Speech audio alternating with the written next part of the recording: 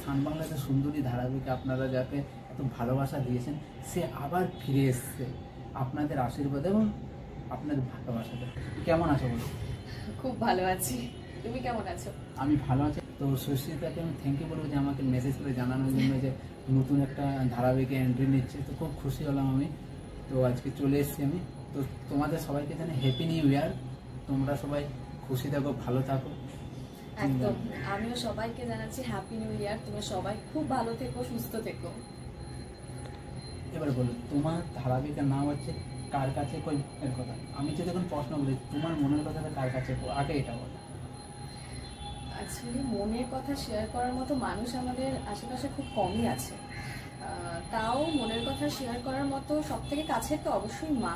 আর মা ছাড়া তো আপনারা দেখেইছেন সুন্দরী সিরিয়ালে জ্যোৎস্না মাসিকে। ব্যাস, আমার মা আর জ্যোৎস্না মাসির সাথে মোটামুটি সব কিছুই শেয়ার করি, মনের কথা বলি। এবার বলে এই নতুন ধারাবাহিক কার কাছে কই মনের কথা ধারাবাহিকে তোমার ক্যারেক্টারটা। কার কাছে কই মনের কথা আজকে থেকেই আমার ট্র্যাকটা শুরু হয়েছে। তো এখানে আমি শতদ্রুর বোনের চরিত্রে অভিনয় করছি। চরিত্রটার নাম হচ্ছে পরমা। তো এটা একেবারে একটা পজিটিভ ক্যারেক্টার। আর বিবাহিত, মানে আমার কাছেও নতুনত্ব। মানে এর আগেও আমি লিড করেছি, মানে এরকম দুম করে বোন বিবাহিত চরিত্র তো করিনি, এটা আমার কাছে একদমই নতুন। তো আমিও খুশি, ভালোই লাগছে আজকে ফার্স্ট দিন সবার সাথে কাজ করছি। একটু তো নার্ভাস লাগছে, কারণ ফ্লোরটা আমার কাছে অচেনা, মানুষগুলো আমার কাছে অচেনা একেবারেই। তো কোথাও একটু নার্ভাস লাগছে, বাট এই কাজ করতে করতে জানি নার্ভাসনেসটা কেটে যাবে। কিন্তু ভালো লাগছে আমার কাজ করে। আজকে প্রথম শুট দিতে এসছো আর সেখানে তোমার বন্ধু বন্দিনী নেই, প্রথম দিন এসে কেমন লাগছে? অবশ্যই খুব মিস করছি, কারণ প্রায় 6 মাস হয়ে গেল, 6-7 মাস তো হয়েই গেল যে ওর সঙ্গে একই প্রজেক্টে মানে নেই আমরা। লাস্টে সুন্দরীতেই ও ছিল আমার বোনের চরিত্রে, তারপরে 6-7টা মাস কেটে গেছে, ওর সঙ্গে সেভাবে কথাও হয়নি, কারণ আমরা দুজনে দুরকম প্রজেক্টে চলে গেছিলাম। সেখান থেকে আবার একই প্রজেক্টে জার্নি। তো অবশ্যই ভালো তো লাগবেই, কারণ দেখাও হয়নি আজকে, এমনই যে দেখাও হয়নি। দেখা হলে অবশ্যই খুব ভালো লাগবে। এতদিন পর মানে 6 মাস পর যে সুন্দরীর পর আজকে যে মানে শুটিংয়ে এসছো কাজ করতে, তো এই 6 মাসটা কীরকম কেটেছে? 6 মাস বলতে সুন্দরীর পর 2 মাস বসেছিলাম, তারপর আকাশাটে সাহিত্য করলাম, পড়ি দিয়ে কিনলাম। তো সেটা দেখতে দেখতে 4 মাস হয়ে গেল।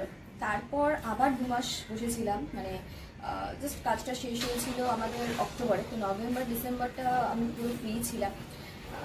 কেটেছে বলতে প্রথম 10টা দিন তো ভালোই কাটে, যে আমাদের শুটিংয়ে যে স্কেডিউল থাকে, মানে রোজ রোজ কাজ, প্রেশার, ঘুম হয় না, মাথা খিটখিটে হয়ে যায়। তো সব কিছুর পর ওই 10 ডেজ আমার জন্য ভালো, আমি ভালোভাবে কাটিয়েছি, ঘুমিয়েছি সব কিছু। কিন্তু তারপরে ভীষণ বোর লাগছিল, কারণ যতই হোক মানে অভিনয় ছাড়া না ঠিক খুব একটা ভালো লাগে না বেশিক্ষণ।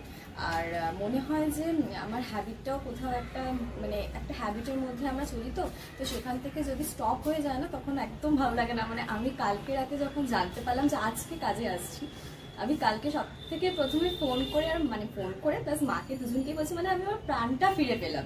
মানে অভিনয়টা যে প্রাণ, যেটাকে ফিরে পেয়েছি আমি আবার। তো একদম 2 মাসের জার্নি খুব খারাপ ছিল। আমি ভীষণ জানি না কেন খুব ডিপ্রেশনে চলে যাই কাজ না থাকলে। মানে অ্যাকচুয়ালি আমার বাড়িতেও কথা বলার লোক খুব কম, কাজে আসলে পাটের মধ্যে থাকি, খাওয়া দাওয়া, কথা বলা, সব কিছু নিয়ে আমার লাইফটা না মানে সারাদিনটা কেটে যায়, যেটা আমার বাড়িতে ঠিক হয় না। ভীষণ ল্যাদ লাগে, হ্যাবিট নষ্ট হয়ে যায়, ঘুম, খাওয়া দাওয়া একদম ভালো লাগে, খুব বোর। খুব ধারাবাহিক করছিলে না তখন খাওয়ার মধ্যে লিস্ট, আর এখন যে চালু হয়ে গেছে একটা নতুন ধারাবাহিক, লিস্টের কি কিছু ঠিক হয়েছে? না না, একেবারেই না। আমি ভীষণ খেতে ভালোবাসি, তখনও যেরকম খাওয়া দাওয়া করতাম। হ্যাঁ, তবে ছুটিতে আমি যে পরিমাণে খাওয়া দাওয়া করেছি কোনো কিছু মানিনি, শুধু চিজ, ক্রিম, বাটার এসব খেয়েছি। তবে হ্যাঁ, এখন যেহেতু কাজে ফিরছি, তাই এই জিনিসগুলোকে একটুখানি অ্যাভয়েড করবে, একটু ডায়েটে থাকবো। দুটো ধারাবাহিকের মধ্যে যদি মেমোরেবল ডে বলা হয় এরকম কিছু? অবশ্যই সুন্দরীটাই আমার কাছে মেমোরেবল ডে, কারণ সুন্দরীতে জার্নি হচ্ছে প্রায় 2.5 বছরের একটা জার্নি। তো মেমোরেবল তো সব থেকে বড় মেমোরেবল ডে হচ্ছে যেদিন আমি প্রথম মানে সুন্দরীর জন্য এগ্রিমেন্টের অফারটা পাই। ফোনে আমার ফোন কল আসে আমার কাছে আর বলে যে তুই সিলেক্টেড, তো আজকে তোর এগ্রিমেন্ট। তুই এটা আমার কাছে ভীষণ মেমোরেবল, আমি কখনোই ভুলবো না। না, আমি ভাবছি আমার ঢপ মারছে, এটা হতেই পারে না, এটা আনবিলিভেবল, মানে এটা কী করে সম্ভব, মানে এইরকম মনে হচ্ছিল। এতজন অডিশন দিয়েছে, এতজনের লিপ সেট হয়েছে, আমি হতেই পারে না, মানে সেটাই যেন আমার কাছে সব থেকে বেশি মেমোরেবল। তারপরে প্রতিটা মানে প্রায় কিছু কিছু দিনই মেমোরেবল, কারণ সবার সাথে সবার এত ভালো বন্ডিং, ঘোরা, আড্ডা, খাওয়া, টাইম পাস করা, তো সব কিছু মিলিয়ে সুন্দরীটাই মেমোরেবল। ওরা প্রচণ্ড ভালোবাসা দিয়েছে আমাকে সুন্দরী করার সময়। ইনফ্যাক্ট এখনও রাস্তায় বেরোলে আমাকে যে সুন্দরী বেরিয়ে যাচ্ছে, এই যে এই সুন্দরী নামটা, এটা আমার কাছে প্রচণ্ড ইমোশনাল, প্রচণ্ড ভালোবাসার। মানে আমাকে সুস্মিতা বললে আমি অতটা খুশি হয় না, কিন্তু সুন্দরী নামটা বললেই না মানে ঠিক করে, আরে আমাকে এখনও মনে রেখেছে লোকে, তা আবার এই নামটাতে, যে ওইটা আমার কাছে প্রচণ্ড মানে একটা বড় পাওয়া। মানে রিসেন্ট আমি অন্য প্রজেক্ট কাজ করছিলাম, তো তাও আমি যেখানে যেখানে ঘুরতে গেছি আমি সব জায়গায় গিয়ে শুধু সুন্দরীটাই শুনেছি, তো আমার কাছে ওই জন্য একটা বিশাল বড় পাওয়া। থ্যাঙ্কস সবাইকে যারা সুন্দরীকে এত ভালোবেসেছো। তো আমি চাইবো যে এই প্রজেক্টে আমি এরকম পরমা চরিত্রে যে ঢুকেছি, তো তোমরা সবাই অবশ্যই টেলিকাস্ট দেখবে। যেভাবে ভালোবেসেছো সুন্দরীকে, সুন্দরীর টিমকে সবাই ভালোবেসেছো, সেইভাবে কিন্তু আমাদের এই টিমটারও পাশে সবাই থাকবে, রোজ দেখবে কার কাছে কোন মনের কথা। আর অবশ্যই পরমা চরিত্রটা কেমন লাগছে সেটা কিন্তু কমেন্ট করে জানাবে।